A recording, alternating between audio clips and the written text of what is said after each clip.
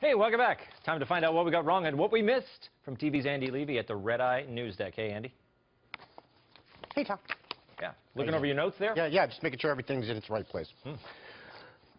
Trump and Budweiser, Trump taking credit. Rob, you said they could have renamed Budweiser Chaotic Nightmare. Yeah. Probably wouldn't fit on the label. Yeah, make a bigger label. Just font smaller. Font smaller is tough to read then.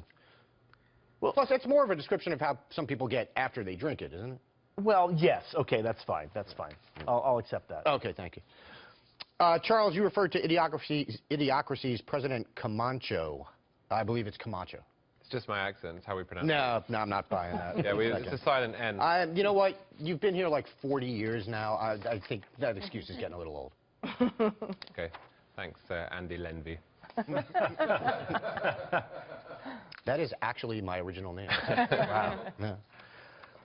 Yeah. Tom, you said you're a little bit of a beer snob. You like craft beers, don't you? No, I generally drink Pilsners, like a Pilsner or a Kale. That's what's in my fridge. All right. So, you know, I mean, I think I would rather drink Budweiser than a lot of these craft beers. I'll have a Bud, you know, at a softball game or maybe a barbecue. I'll open up a Bud. Took you a long time to come up with the word softball game and barbecue. Well, I was trying to think of places where, you know. Sometimes I feel like you're modeling human behavior. Yeah, exactly. Yeah. I haven't been this nervous since the police interview. Humans enjoy softball games. Humans enjoy picnics. I will go to a picnic. Yeah, Tom, in the future, just say ball game. Yeah. You'll be fine. Well, I was thinking someplace that I don't play baseball, I play softball. So if I happen to be at a softball game, there might be a pitcher full of Buds. You're not supposed to drink and play, Tom. Yeah. I like drinking and playing. All right. What about just going to a baseball game, though? Yeah, I'll go to a game. Doesn't sound like you will. I live right near Yankee Stadium. I can take the train there. Don't argue with me. It's him. Talk to him. Yeah, you're together. You and Andy are together. I'm just a guest. All right, Joanne, you said Trump, in sort of taking credit for it, you said he found the funny. I agree with you in this case. I think he was joking. Yep. He was kind of running with the joke that Ducey started. It's just that early in the morning, it just goes over some people's heads. Yeah. Yep. Brooke, did you say you have this conversation with your husband every night who is an egomaniac? Clearly. Okay. No, I mean, like, who running is an egomaniac. Okay, that's what okay. That's what I thought you meant. But you calling my husband an egomaniac? I thought you were, and I wanted to give you a chance. He called me an egomaniac, but you calling him an egomaniac? I wanted to give you a chance to save yourself some trouble later. Charles, I agree with you. I think Trump is good with the nicknames. I don't think any of them are particularly clever, but they don't need to be clever, nor are they meant to be clever. They're just meant to get a point across. And they seem to have, because he's now the nominee of the Republican Party. Yeah. And maybe the president.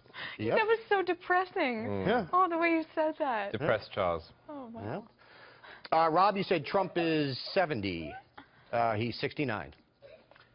Nice. I can only apologize to you and to America for getting that wrong. When does he turn 70, Andy? In June. In June. Yep. Okay. So he's 69 and 11 months. Yeah, whatever. Okay. All right. We're playing that game. Okay. Okay, yeah. I can play that game. All right. Biden says he would have made the best president. Charles, you said Abe Lincoln wasn't presidential. Please go back where you came from. I love Abe Lincoln. I just think he was gangly and awkward. He wasn't George Washington. He was magnificent. All right. Joanne, Daniel Day-Lewis, definitely presidential. Yes. Yeah, absolutely. Can we nominate him? I don't believe he's an American citizen. That makes two of us. Well. Yep. Rob, you said Abe Lincoln was not on TV all the time. That is correct. Thank you. Not all the time. Not all the time. Not all the time. Brooke, maybe I shouldn't ask this. You said you're not allowed to attack Hillary Clinton, and I was curious what you meant by that. Is that something I shouldn't ask? I'm not allowed to talk about Hillary Clinton anymore. Okay. Pretty tightly written restraining I'm order. just afraid. I'm afraid. Is it Every time I'm on did your Fox therapist News, tell you not to and talk I about it mention the fact that Huma Abedin is connected to the Muslim Brotherhood, as is her entire family, I just get jumped on. It's like crazy. The Clinton machine goes crazy on me. Okay. It's a fact. All right. Let's move on to something else, Brooke. You said it's a slight to Hillary for Biden to say he would have made the best president. I can see why people might think that. I feel like every politician who's ever run for president, which Biden has in the past, feels like he would be the best president. Like Martin O'Malley thinks he would have been the best president. So I think Biden was just saying what they all But he think. isn't running. So he had no obligation to say, well, by the way, I would be the best president, which to me was like a wink, wink, Hillary's not. Right. That's a fair point. Charles, you said had Biden been the nominee, he would have done extraordinarily well. Yeah, I think he would have been well positioned to run against Trump. He's sort of a guy who's been inside the Beltway his whole life, but he's not considered an elitist somehow. Like he has the common touch. Well, he's not an elitist, and also he's somehow managed to make make no money in 35 years of being a senator, which is admirable in its own way. Absolutely. Yeah, totally agree. Fat activist. Oh, you know what? I don't have time to do that story and spoilers, and clearly spoilers are more important. Are spoilers okay? All right, first of all, in a civilized society, this wouldn't even be a topic of conversation. Of course they're not okay, right? We all know this. You guys all know this. You mouth the words saying, oh, they're okay, but you know, inside, you know they're not okay. Andy, I just think you should just get to it. Get to your shows. No.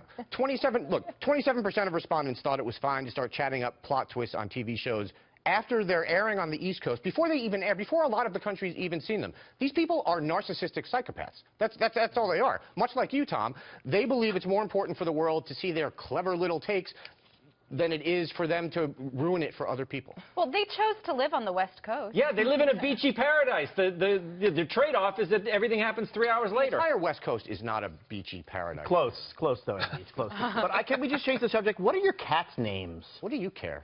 Well, just because I know that they're important to you. You mind your own business. Gotta go, Tom. Okay, thank you, Andy. Yep.